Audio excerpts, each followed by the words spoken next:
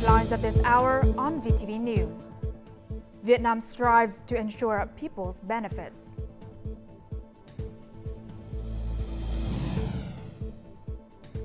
An airport project to be completed ahead of schedule.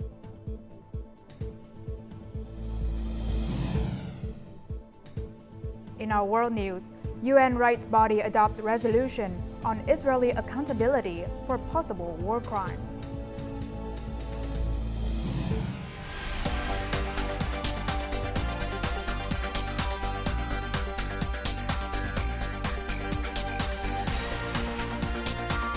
Broadcasting from Hanoi, the capital of Vietnam. VTV News starts right now. Good morning. It is 8 a.m. local time in Hanoi, and you're watching VTV News. I'm Huynh Tân with the top stories. On the occasion of the Phum Pi May Festival of Laos and the Chol Thonam May Festival of Cambodia, Party General Secretary Nguyễn Phú Trọng has sent letters and flowers of greetings to the General Secretary of the Lao People's Revolutionary Party Central Committee and President of Laos, Thongloun Sisoulith, President of the Cambodian People's Party and President of the Cambodian Senate, Hun Sen. He also wished the party and state leaders and peoples of Laos and Cambodia a new year of good health, happiness, peace, prosperity, and new successes. On Friday, National Assembly Chair Vương Đình Huệ called Samdech Techo Hun Sen, President of the Cambodian People's Party, Chair of the Supreme Privy Council to the King and President of the Cambodian Senate. During the phone call, the two leaders agreed to further promote the legislature's role in building institutions, lawmaking, and creating a favorable legal framework for the two countries to strengthen cooperation. During the talks, National Assembly Chairman Vương Đình Huệ affirmed that Vietnam places great importance on the long-term relations of unity and mutual support with Cambodia. Vietnam's top legislator emphasized that in the context of complex developments in the region and the world, Vietnam will always prioritize promoting the tradition of solidarity and mutual support between the two countries. He also stressed the need to maintain cooperation, such as high-level exchanges, and promote cooperation between border provinces. National Assembly Chairman Vương Đình Huệ requested that the Cambodian leader continue directing the legislative body's committees to work with their counterparts in the Vietnamese National Assembly to establish legal frameworks allowing for better cooperation across all sectors. For its part, Cambodian Senate President Samdech Techo Hun Sen expressed his high regard for the relationship between the legislative bodies. Reiterating the progress in Vietnam-Cambodia relations, Senate President Samdech Techo Hun Sen believed that in the current regional and global landscape, the two countries need to strengthen their cooperation, in which their legislative bodies play an exceptionally important role.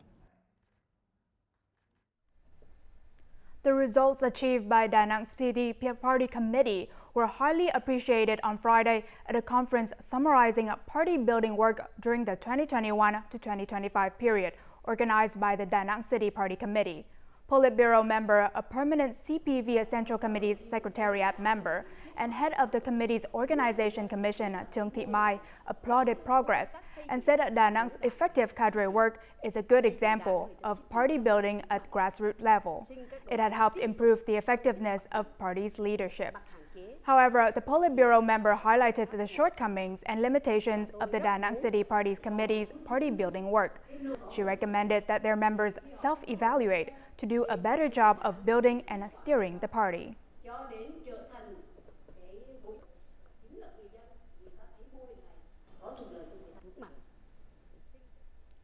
A ceremony was held to hand over 22 billion Vietnam dong, equivalent to over $880,000 from the Vietnam Banks Association to the Vietnam Fatherland Front as a tribute to honor the heroic martyrs, soldiers, youth volunteers, and frontline workers who directly participated in the Điện Biên Phủ campaign. During the event, Đỗ Văn Thiến, Secretary of the Party Central Committee and Secretary of the Party Delegation of the Vietnam Fatherland Front, expressed profound appreciation for the support extended by officials from the banking industry. He pledged to ensure transparent fund distribution among those participating in the campaign in 52 localities nationwide. The Vietnam Fatherland Front at all levels has recently mobilized support to build 5,000 houses for poor households in Điện Biên province. The initiative provided each of the 5 Northwest regions the funding to build 1,000 houses. All guidelines and policies must truly serve the lives, aspirations, legitimate rights and interests of the people. This is a lesson that General Secretary Nguyễn Phú Trọng once again emphasized in his article on the 94th founding anniversary of the Communist Party of Vietnam. Looking back on the nearly 40 years of the đổi mới or renewal process, one can see the results of this motto through many outstanding achievements. During the almost 4 decades of đổi mới transition, with an average growth rate of nearly 7% per year, Vietnam's GDP has now reached about $430 billion, becoming the 5th largest economy in ASEAN and 35th among the 40 largest economies globally. The average income per capita increased 58 times, reaching about $4,300. Along with impressive growth figures, Vietnam also considered by United Nations to be one of the leading countries in realizing the Millennium Development Goals. In 2022, Vietnam's Human Development Index reached 0.737 among the leading groups of countries. In 2023, Vietnam's Happiness Index ranked 65th out of 137 and 41st out of 163 countries and territories in the Global Peace Index. Vietnam, over the span of the last 30 years, now part of the High Human Development Index. And that was done because growth has been sustained, but also because human development has always been at the center of that growth. My impressions is that the results were amazing. We could point to some. The fact that, for example, GDP increased by 6 times over this period, or the fact that poverty dropped from more than 50% to less than 1%. But also probably some examples of the incredible results that Vietnam achieved thanks to the Doi Moi reforms. General Secretary Nguyễn Phú Trọng also stressed the importance of harmonizing economic policies with social ones and linking economic growth with realizing social progress and social justice at every step, every policy, and throughout the development process. The General Secretary's viewpoint is correct because our goal is not just profit and economic growth. Our goal is to be a prosperous people and a strong country. The people are at the center of everything, so Vietnam must strive for the happiness of our people. On the other hand, human development also impacts economic growth. The people-centered approach that the party and state have adopted will ensure that all laws and policies are for the people's benefits. That is the good nature of the political system in our country. President Ho Chi Minh once said, "Whatever is beneficial to our people must be done with all our might. Anything harmful to our people must be avoided." That is one valuable lesson for the entire party, people and army to learn if they are determined to build a Vietnam more prosperous, powerful, civilized, heroic, with a fine and long-lasting culture. Investors and contractors are mobilizing human resources and equipment to speed up construction work of the Longang International Airport and Tân Sơn Nhất Airport's Terminal 3. The goal is to complete both projects on April 30th next year, 3 months earlier than the original estimates. The Lotus-inspired design of Longang Airport is gradually taking shape with 3,000 engineers and workers working around the clock. The passenger terminal now reaches the 2nd floor. This is the largest and key construction phase involving the longest construction time. With good preparation, the contractor has the materials and gathered them at the construction site. As for imported materials, we have submitted a plan for approval to the involved parties. Contractors are also accelerating the 4,000-meter runway, taking advantage of the dry season to speed up construction. We expect that within the next 2 months, we will complete the 150th layer of concrete foundation and, at the end of this year, will complete the surface work and install the signal system and equipment for flight calibration. However, access to route number 2 is still waiting for the locality to hand over around 14% of its land area. We really hope that the provincial authorities will be more timely in handing over the land as soon as possible, because then the contractors can organize construction simultaneously. Tân Sơn Nhất International Airport's new T3 passenger terminal also has many construction items ahead of schedule. We have begun to install the electrical systems for the B2 and B1 floors to ensure all items are built simultaneously. Longang International Airport and Tân Sơn Nhất Airport's Terminal 3 are two important national projects crucial for developing the aviation industry and the socio-economic development of the key southern economic region. Therefore, the Airports Corporation of Vietnam said it would put all effort into completing the project sooner than target. Hanoi's local authority has launched a series of dialogue conferences aimed at removing obstacles and fostering a more conducive business environment in the city. During a conference in Hanoi on Friday, the city's leaders affirm Hanoi will make greater efforts to promptly remove difficulties for businesses operating in its industrial zones and industrial clusters in the future. Top priority will be given to accelerating administrative reform to facilitate the business community, which is considered an important driving force in promoting the capital's socio-economic development. Local authorities are willing to organize dialogues with businesses to find the most optimal solutions to remove their obstacles. The city will continue to speed up the infrastructure construction of new industrial zones and clusters. As planned, the city will have up to 5 industrial zones by 2025 and 159 industrial clusters by 2030.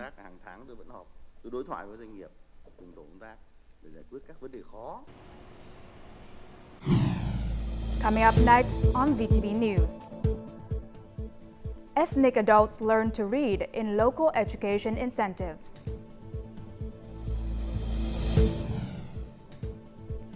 And a policy making needed to promote Vietnam as international film set.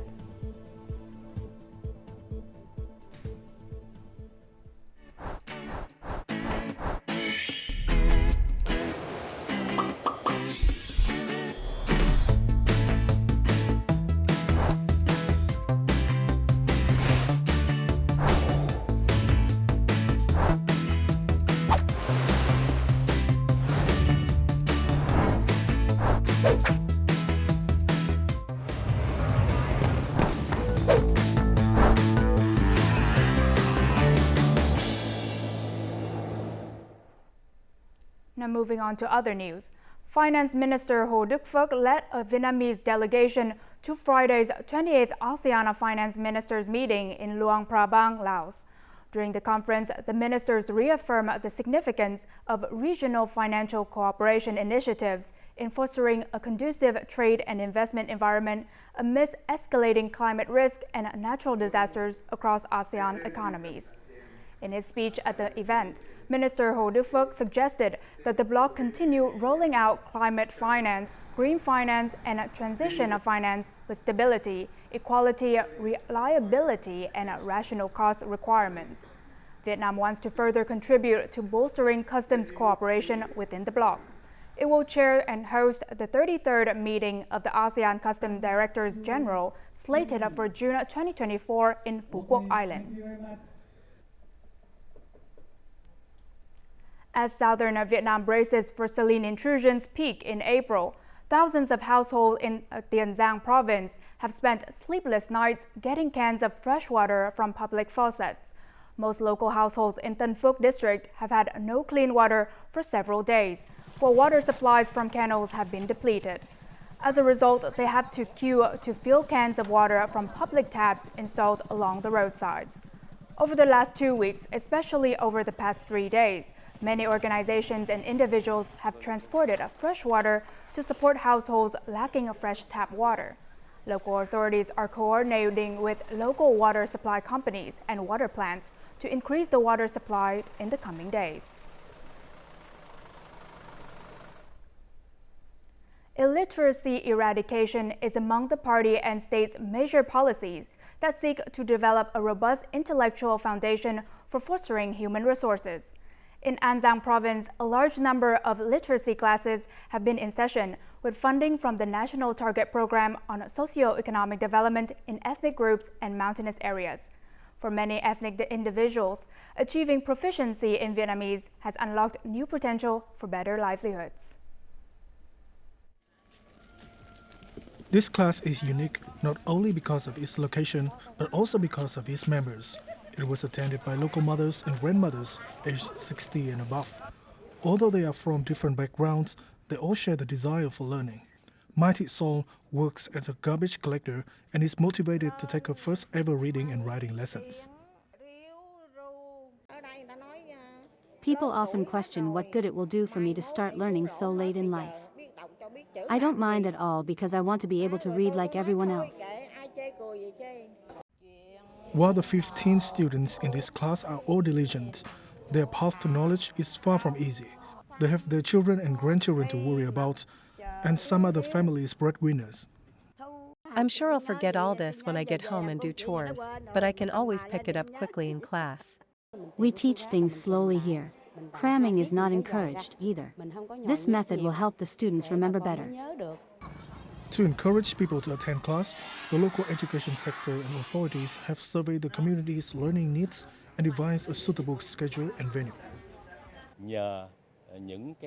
We ask respectable figures in the community to do the persuasion work. Sometimes, they even join the people in the lessons. In 12 months, An Giang province has organized 32 classes for ethnic people, successfully enrolling 724 students. Everyone is happy because they now know how to read and write, but the effectiveness doesn't stop there. Since joining this, I've been able to write and sign my name. I'm proud of myself.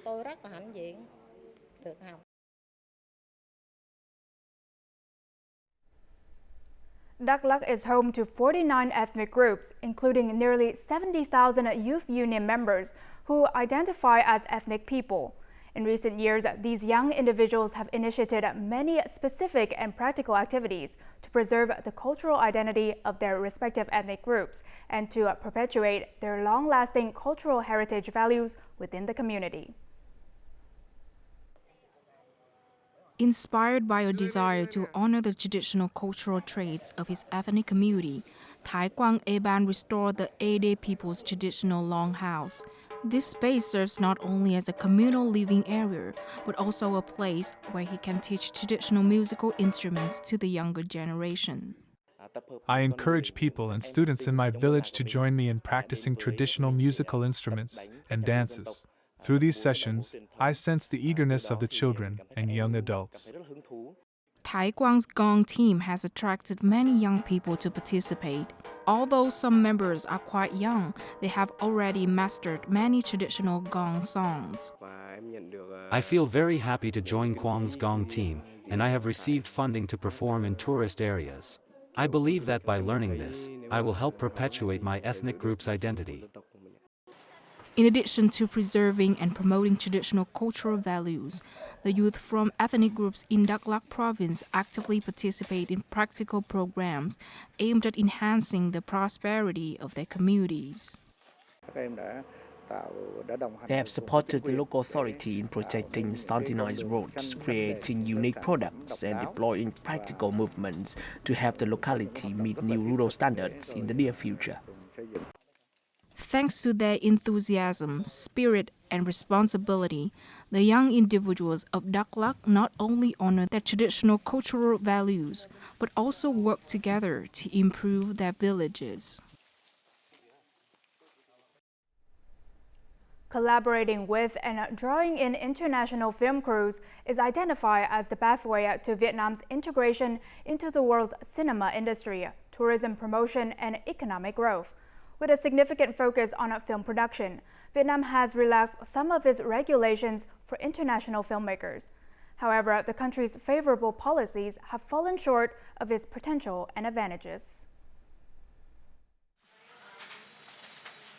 The movie Don't Cry Butterfly, directed by a young Singaporean producer, was filmed in Ho Chi Minh City. Vietnam is such a diverse country. It's such a beautiful country. It's got so much myth and superstition and more grants and support for like local filmmakers. So as a result of that, there are a few policies that they put in that I think like allow for more production to take place, less restriction of production. Thanks to favorable conditions, director Amga from Mongolia chose Vietnam as the film set for 20% of his upcoming movie. Working with Vietnamese film production and actors, producers, directors is possible, Yeah, my strategy is, maybe 20-30% we can shoot in Vietnam. Vietnam has recently emerged as a director's pick for its landscape. However, very few films have been made in a country capable of much more. Potential is a beautiful word, but there's only so much you can do with potential.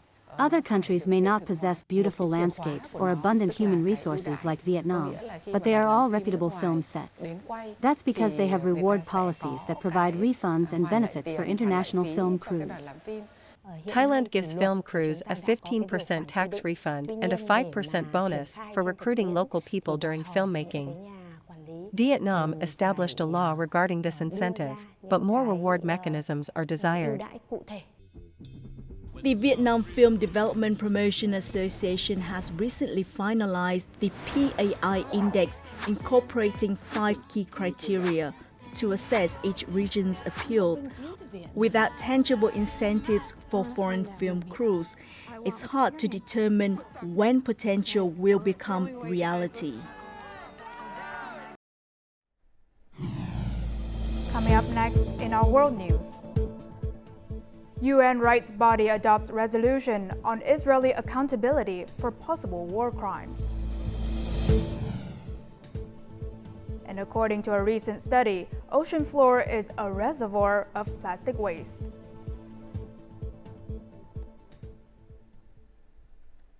Now moving on to our world news.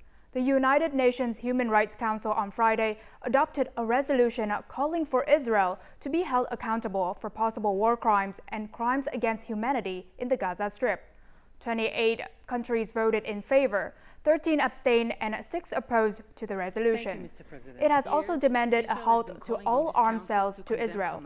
This vote marks the first opposition statement to be adopted by the UN's top human rights body on the most devastating conflict in modern Gaza, which has so far killed 33,000 people. Israel has voiced its opposition to the resolution. Up to 11 million tons of plastic pollution is sitting on the ocean floor. New research from the Commonwealth Scientific and Industrial Research Organization of Australia at the University of Toronto in Canada has estimated the amount based on data from remotely operated vehicles and bottom trawling of the ocean floor. The plastic mass on the ocean floor is concentrated around the continents, with 46% of the total residing at depths less than 200 meters, and the remaining 54% at between 200 and 11,000 meters. According to the United Nations Environment Program, 400 million tons of plastics are produced yearly, half of which is single-use plastic.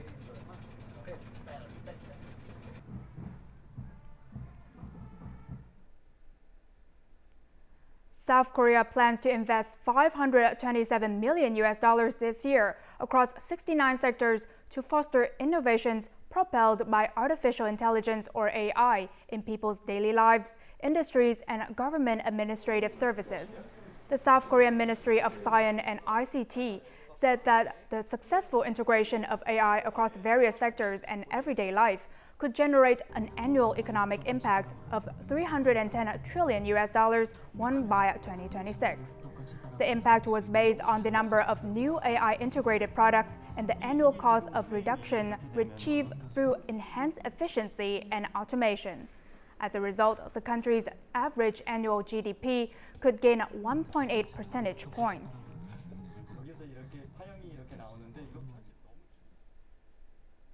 A UK startup is developing a solar power technology capable of providing a cheap and reliable alternative energy source.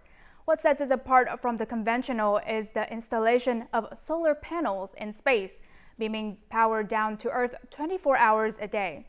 Join us in the following story to learn how such an idea could be put in practice. The concept requires solar panels similar to those used on Earth, but in orbit, to turn sunlight into electricity, which is then converted to microwaves to be beamed from space to an Earth station connected to the local grid.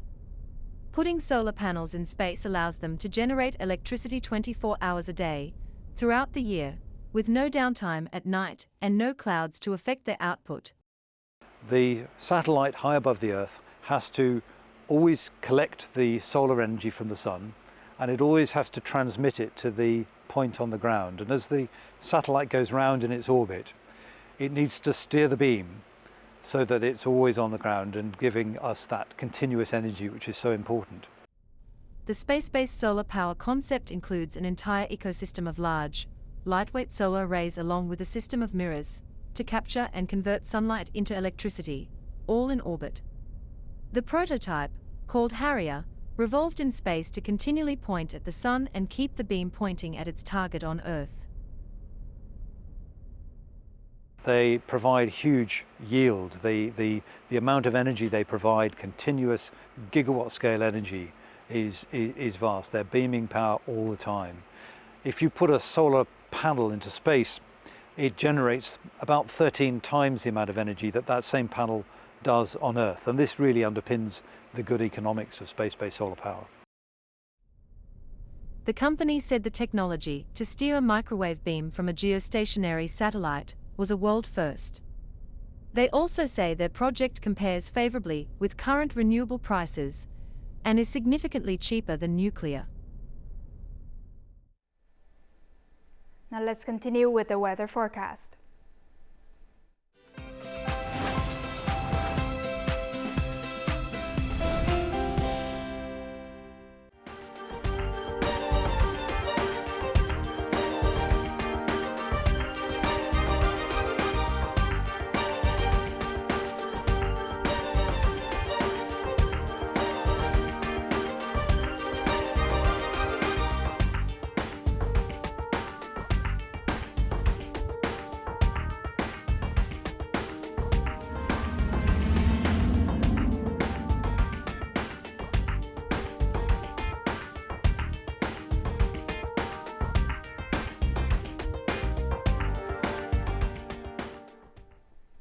And that's all the news we have for this hour. To rewatch our program, you can download our mobile app at VTVgo or check out our YouTube channel, VTV4Go. Thank you for watching and see you next time.